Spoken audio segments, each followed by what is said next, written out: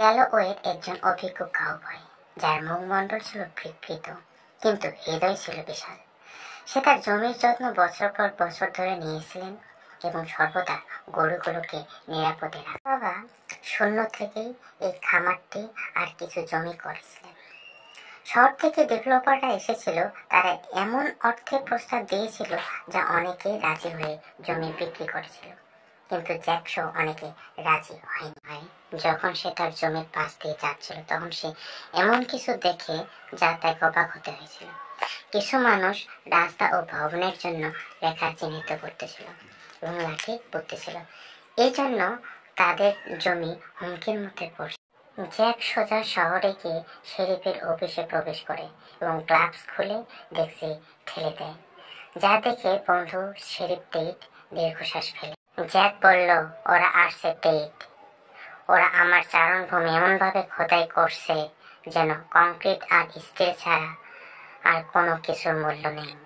TET পিছনে ঝুঁকে পড়ে বললেন, জ্যাক, তুমি জানো এটা কেমন অগ্রগতি?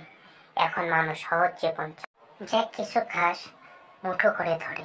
সে মনে করে এটা শুধু মাটি আর ঘাস নয়, এটা জীবন, এটা স্বাধীনতা। এক রাতে জ্যাক ক্যাম্প ফায়ারের পাশে বসেছিল এবং ঘোড়াটি কাছে চড়ছিল। সে তার বাবার চিঠি এবং মানচিত্র ভর্তি একটা পুরনো সিগার বাক্স বের করে আনলো।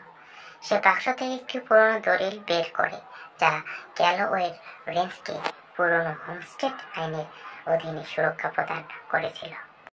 পরের দিন সকালে জ্যাক শহরে প্রবেশ করে।